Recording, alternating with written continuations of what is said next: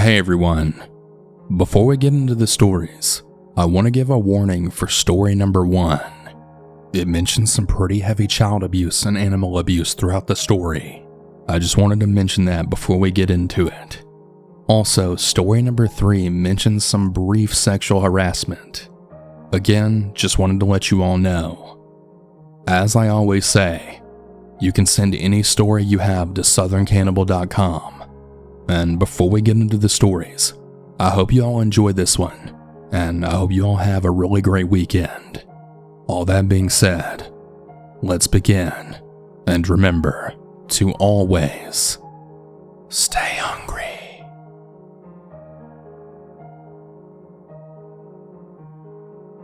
I'm a lady, and I live in Connecticut. I was about 22 years old at the time. I had a friend who worked for a chiropractor, which I ended up being a patient of.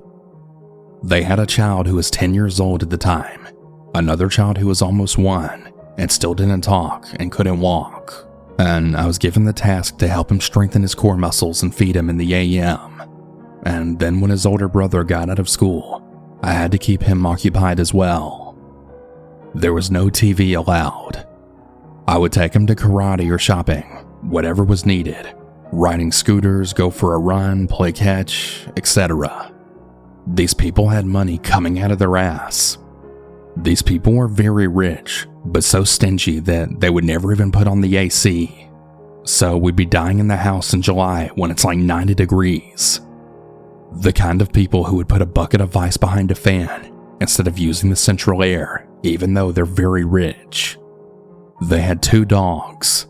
A German Shepherd who was 1 year old that I saw the children's father punch a lot, which really broke my heart.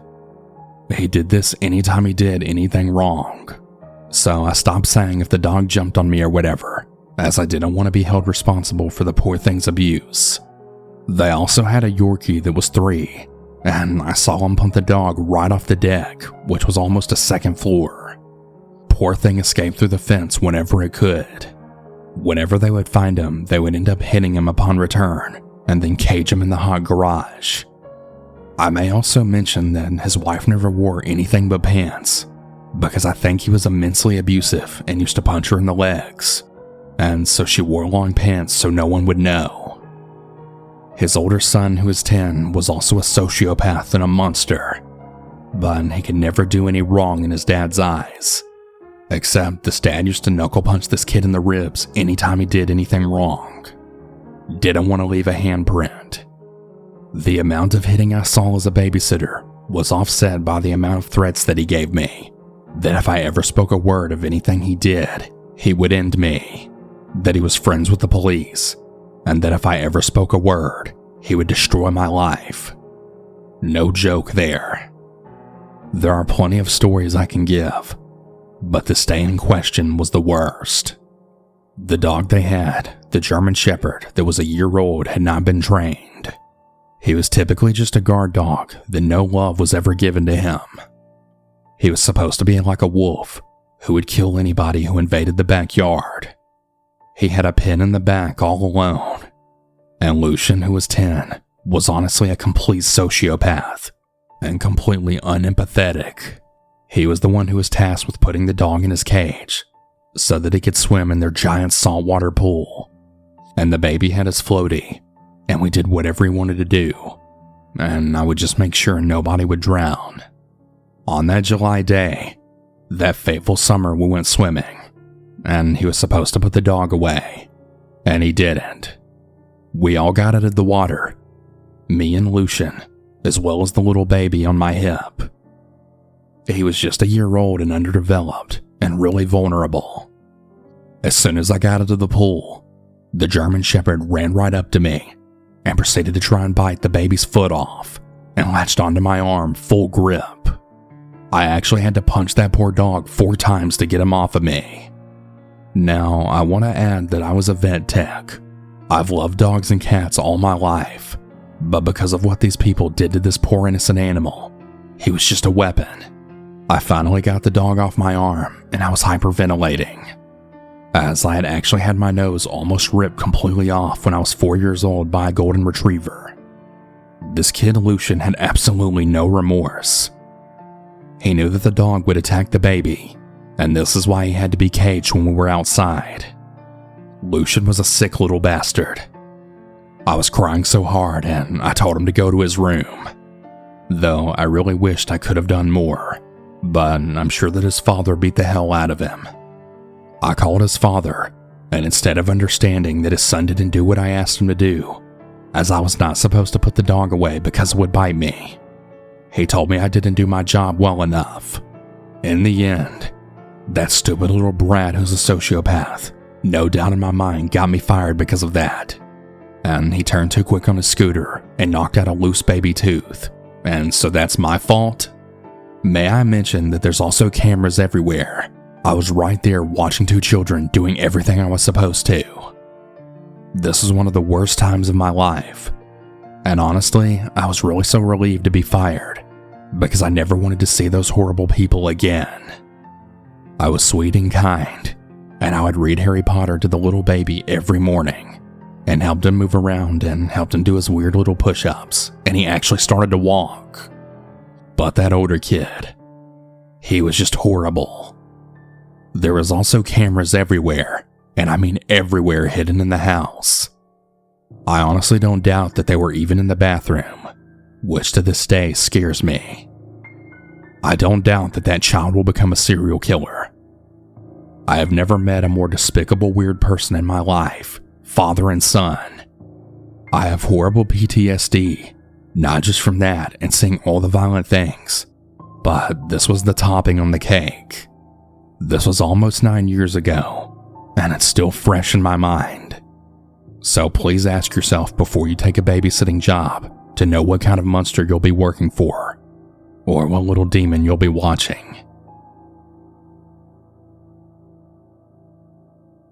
I'm a female, and this happened when I was 18. I had just graduated from high school in August, and my neighbor asked if I would mind babysitting for her because her daycare lady was going on vacation. And since I'd babysat for her before, and the kid's not really getting along, I said sure. I was always looking for some extra money, so why not, you know? Plus, this was right before I was going to be going to college. And since most of my friends had already left for college, I didn't really have anything planned for the rest of summer. She had 3 kids. We'll call them Kayla, Bobby, and Jack. Kayla was 12, Bobby was 10, and Jack was 2. I had just put Jack down for his nap, and we decided to stay upstairs and play Barbies, just in case Jack woke up and needed us. We had went upstairs for about 8 hours at this point, when Kayla said, "I think my mom's home. I just heard the front door." "Are you sure? Maybe it's your aunt," I said. Their aunt was staying with them at the time due to going through a custody battle with her ex, and she couldn't watch them because she was going to be in court while she was there. So we headed downstairs to see who was there. We looked all over, but we didn't see anyone. So we decided to go back upstairs and just continue what we were doing. We had left the main door to the house unlocked because her aunt was out, like I said, and she didn't have a key. Well, as we're heading back upstairs, I looked at the bathroom door, and it was closed. Now, I had previously left it open because their rule in the house is that when no one's in the bathroom, always leave the door open. So we went back upstairs, and I realized that the bathroom door is closed. I began to ask Kayla and Bobby if they had closed the bathroom door, but they both said no. Okay, now I'm getting really unsettling vibes at this point. I began to feel and think that somebody was in the house. Kayla came running up the stairs like someone was chasing her, and when she got into the room, I saw that her face was pale, like she had just seen a ghost. I asked what's wrong, and she said that she saw 2 strangers in the house. I got my phone and immediately dialed 911. As I was on the phone with the 911 operator, we could faintly hear them walking upstairs. I told the 911 operator that we could faintly hear them talking in the hall, just outside of the room we were in. She asked me if the room had a lock on the door, and I said yes, and she said to lock the door immediately and to stay quiet, that the police are on their way. We then heard the people walk down the stairs, but we didn't know if they were just downstairs ransacking the place or something, or if they'd actually left. About 2 minutes later, there's a knock on the door. We heard who I can only guess were the intruders, then shout out loud, "Run! It's the police! We gotta get the fuck out of here!" We ran downstairs, opened the door, and the police were indeed there. They told us to go outside and go down the sidewalk while they searched the house. They came out about 10 minutes later. They said they didn't find anybody in the house, and there was never anyone in the bathroom. So we still don't really know what happened with that. But the intruders that were there most likely got away. I'm guessing they escaped through the backyard or something. We ended up locking up the house, and since I did live just next door, the police told us to go next door to my parents' house, and to just stay there until their mom got home from work, just in case the intruders may return again, and with more help. Nothing else really ended up happening. The intruders were unfortunately never caught, but they also never returned. I'm really grateful none of us got hurt or worse. But still, as an 18-year-old fresh out of high school, this was one of the scariest experiences of my life. Remember, folks, always, and I mean always, lock your damn doors. You never know who's going to come inside, ready to fuck everything up.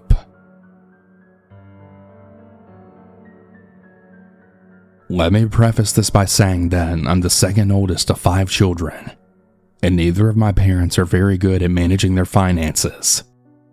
My mother, for instance, paid her cable bill before her light bill because, and I quote, "I don't want to miss my shows."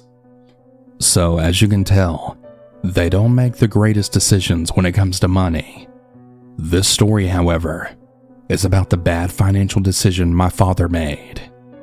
It happened in the mid-2000s, so I was around 14 or 15 years old. My dad and stepmom would constantly spend more money than they made, and by a large margin at that, and my stepmother had an affinity for the finer things in life. By this, I mean she would constantly go to the farmers markets, which is not inherently a bad thing, but she would constantly overspend for things we didn't need. On this particular instance, she insisted to buy several jars of overpriced preserves. My dad, not being someone that would say no to her whims, agreed and gave a check for the jars.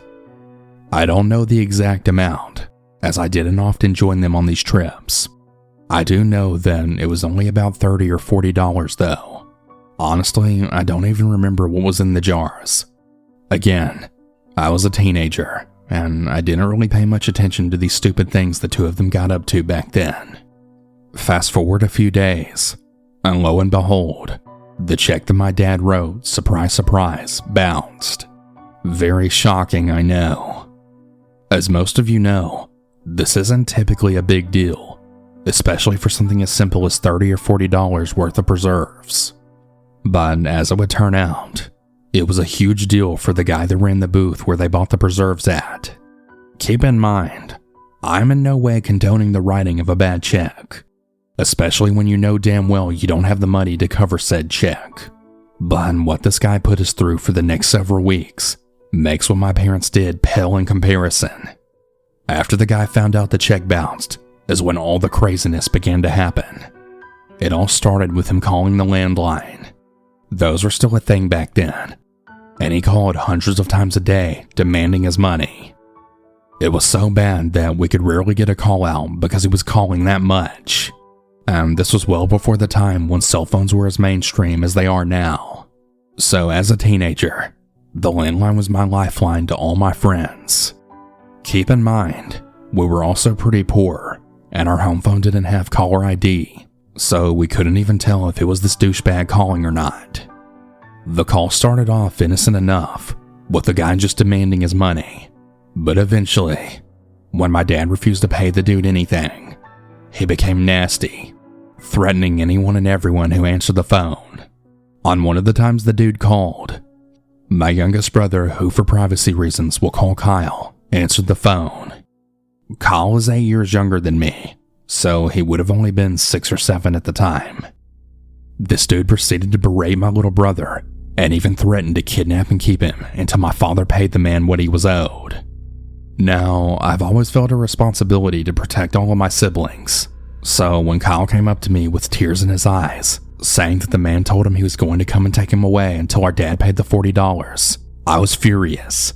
No one threatens my family.